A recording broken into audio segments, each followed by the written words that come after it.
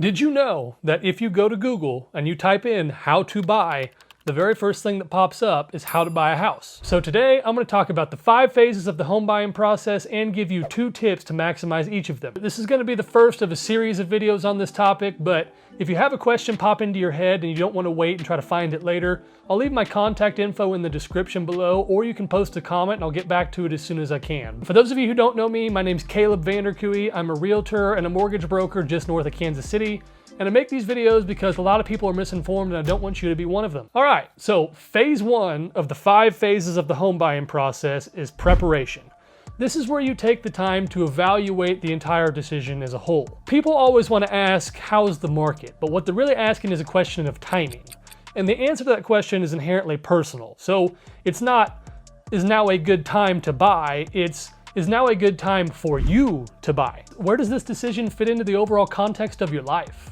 Is it going to move you towards your goals, or is it going to take you farther away from them? If you could take a look at the overall decision as a whole and all the possible things that could go wrong and say, I still want to do this, then the market conditions don't matter. The only thing that matters is if you feel like it was a good decision and you are happier because of it. So that's tip number 1. Tip number 2 is have a conversation with your local mortgage broker or lender or bank or whoever about getting pre-approved. That way you have an idea of what you can realistically afford. You're already looking on Zillow at this point, so you may as well have an idea of where you're going to end up. Do not trust the online calculators. You end up disappointed and frustrated down the line. I've seen it happen. Phase 2 of the 5 phases of the home buying process is the search.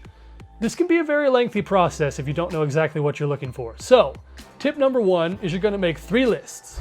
The first list is going to be all of your must-haves. These are the things that you absolutely cannot live without. Your second list is going to be your nice-to-haves, which are the things that you would enjoy having, but if they're not there, it's not the end of the world. And the third list is going to be your must-not-haves. These are all the things that you for sure do not want in your next house.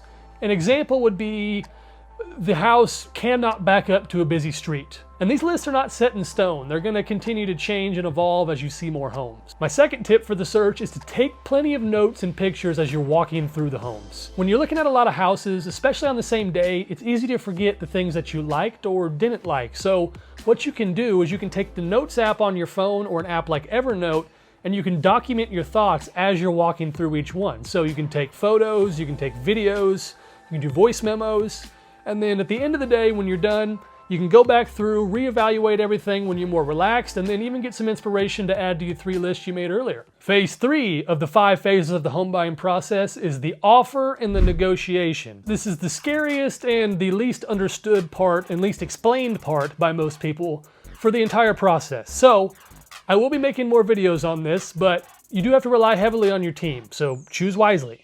But if I had to boil it down to 2 tips, I would say tip number 1 is never let anyone talk you into doing something that you don't want to do. It's better to regret the house you didn't buy than regret the house you did buy.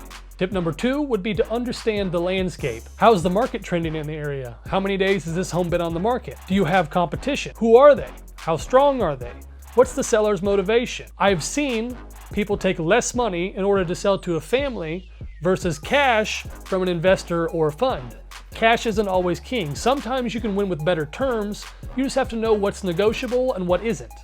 Phase 4 of the 5 phases of the home buying process is escrow. This is the period between when an offer gets accepted and closing, and it's also the period when you're most likely to have a problem. As anyone who's done at least a handful of transactions can tell you, it's not if there's going to be a problem, it's when. And when there is, how are we going to handle it?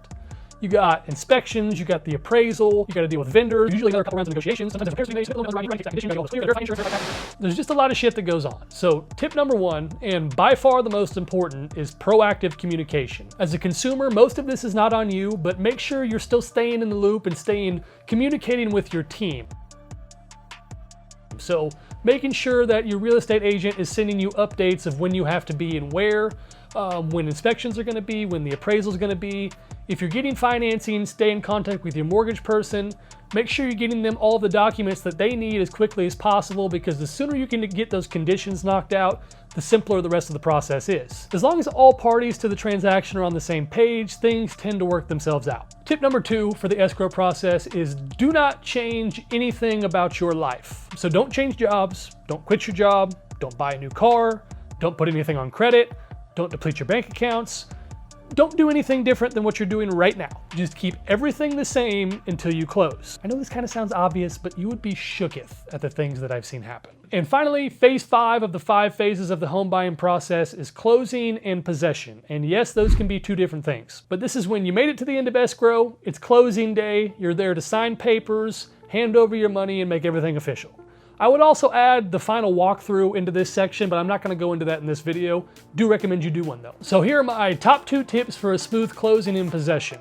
Tip number 1, make sure that you have the utilities set to transfer to your name as you're taking possession. You don't want to be carrying in the first box and realize that your water and electricity are shut off. And tip number 2, if you are able to, try to do any cleaning or updates before you start moving stuff in, especially if you're doing stuff like new carpet or flooring or new paint.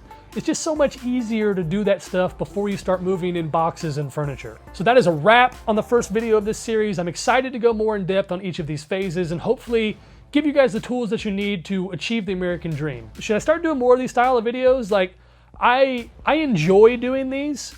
They just take a lot of time to, prepare for and block out of my schedule because I'm not a content creator full time. Like, I'm actually a practitioner. I'm in the field every day doing this stuff.